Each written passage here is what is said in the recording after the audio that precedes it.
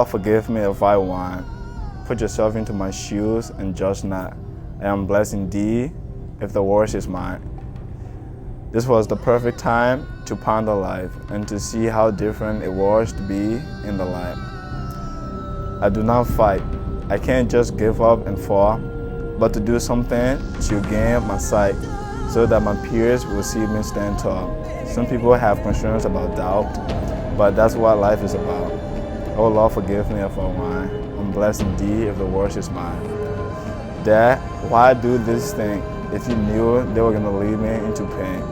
Making people that hate you as a kid. I don't use your life example as a better tip, but to use them to shape my life from hardship. Life wasn't meant to be like this, especially when everyone you knew was away. That's how friends get persuaded. And so I pray that through Jesus Christ, I will be made. Let's stop complaining and change history so that we can live Christ's way.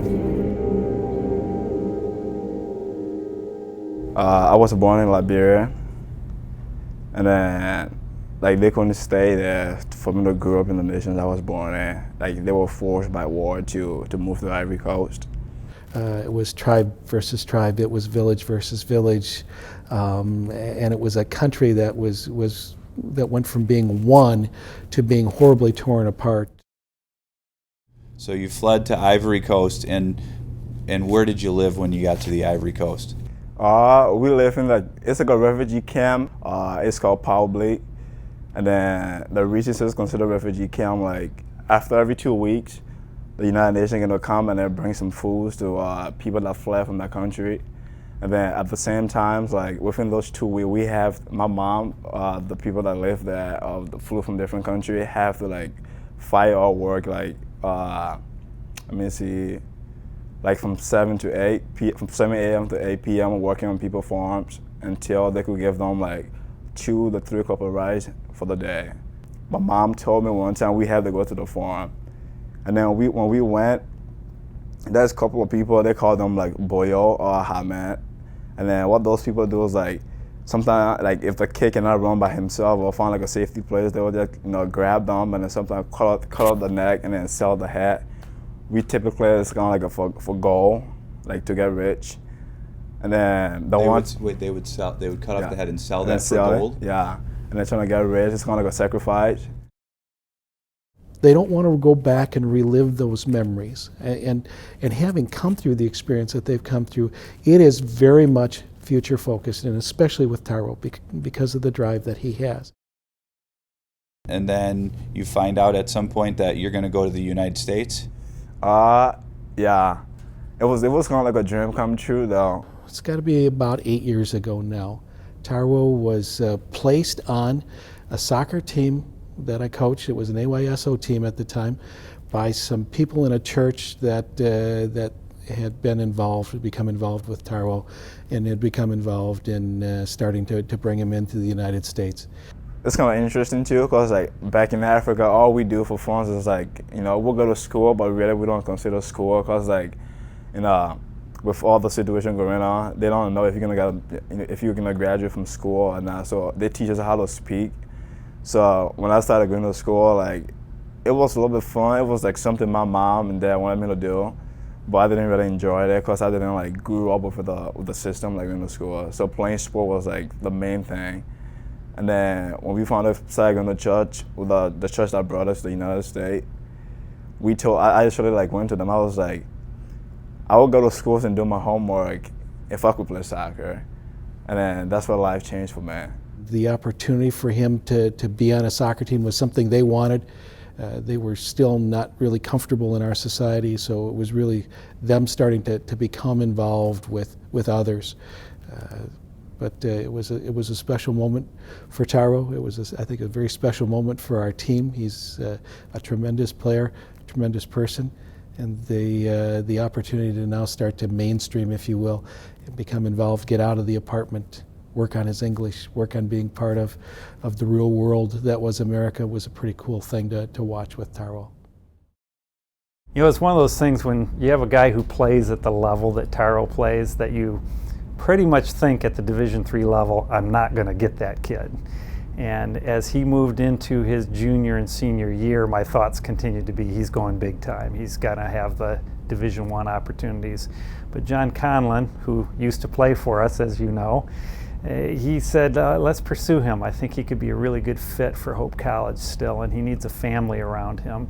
And so we began to pursue him, and he responded really well to that pursuit. When I talk to Coach Smith and other coaches, the differences that I find, Coach Smith was honest with me, and then telling me, like, you could play soccer for so many years, but will soccer benefit you or will education benefit you? And then through other coaches that I played for was like, oh, scholarship, will help you with this and this and that. But then when I realized, like, thinking about college and then thinking about other people, I realized, like, Coach Smith was, like, on the point. There was a meeting with President Boltman and with Coach Smith where we talked about the fact that, in Tarwo's world, it takes a village to raise a child, and we're now looking for the next village for Tarwo to live in, to help raise him and move him through life. We actually went to his high school. When I say we, it was Jim Boltman and myself went. And when we went to his high school to meet him, it was with his counselor, his high school coach, Jim and Chris Hagany.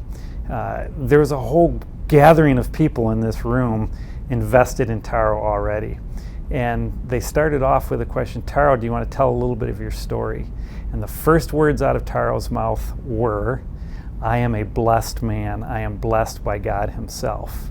And then he proceeded to tell the story of traveling cross country as a boy with all of his possessions on his back in a war-torn area, fearing for his life. And every time he'd get done with a portion of the story, he would say, I'm a blessed man. But Hope offered something very special in that regard, beyond just the academic scholarships or the athletic scholarships, which of course the athletic scholarships were out of the question. They offered a safe environment for him to be in. That was very, very important for us, as we knew it was for Tarwo. So when I think of Tarwo, I think not just of the courage to face the challenges, but the perseverance to get through them. He's been blessed because he has many gifts that he uses to get through those challenges. He's got a wonderful personality, but his strength and his perseverance through those things, whether you call it drive, whether you call it courage, whether you call it perseverance, it's been amazing that he's gotten to this point. Just behind us, the All-American plaques that sit on the wall of our locker room. And I think, yeah, those are great awards and those are recognition for things well done out on the pitch. But it's the stuff that happens off the pitch that makes life so important. And Karen Page showed tremendous courage through her battle with cancer and her commitment to her girls the whole time that she battled through that. I'm looking at another young man who's fought through a lot of tough things and probably will in the future as well. And I'm excited for him to get this award. I think it's a well-deserved award, although you'll never hear that from him. You'll hear it from me. I think Karen Page would be so proud to see this young man receiving this award. I will ask you to join me in singing this perfect song. No matter how far we go, the distance is not long. Finally having hope after all our hardships are gone. I dream of being a perfect son. Oh Lord, forgive me if I whine. I am blessed indeed if the world was mine. I still remember when I was 10, living in the refugee camp with lots of friends.